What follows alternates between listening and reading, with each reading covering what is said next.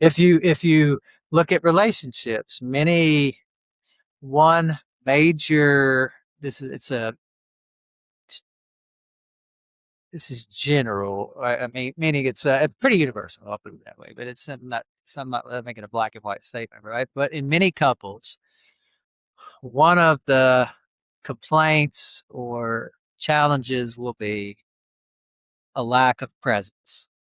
Now that often might be from the feminine to the masculine. You're not here. Where are you? Does that make sense? What I'm saying, Hmm. right? And this is also something we're deeply unfamiliar with.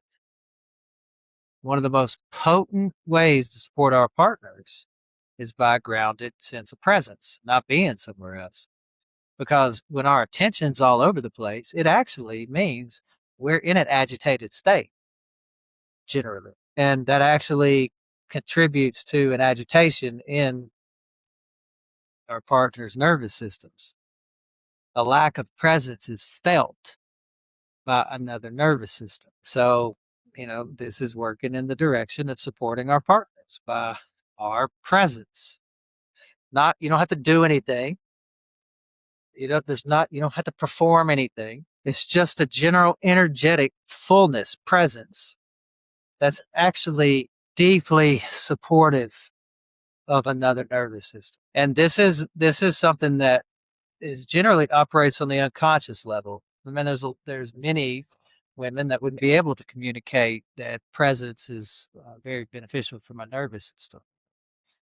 Uh, it's just not super familiar with us.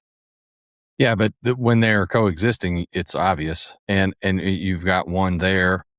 And I heard about this. It's not something I've done a deep dive on, but that females, after they've passed their reproduction, their phase, they drop into this other phase, and that's where they have so much more clarity. And so we need to get into that mode. But to wrap up, and it's kind of ownership.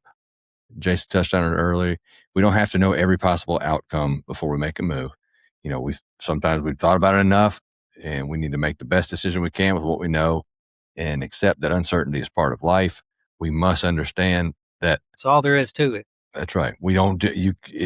There's no amount of thinking it's going to change. You could go find another piece of data that may alter the decision a little bit, but that's not where your focus needs to be. And that's Jason's point through all this. And clarity doesn't always come before the action. Sometimes the clarity comes because we acted. And that is the key. It's the action. And look, we're going to make bad decisions sometimes. But if we made it based on what we knew and not in disagreement with what we knew, then we learned. Oh, well, I didn't know that part. Now I know that part. And next time, if you make the same decision, okay, now you did know it and you still made the same decision. That is your fault. And we just got to continue to grow in this, understanding ourselves, and, give yourself some grace. This is all foreign shit. We have been taught for however many years old you are now.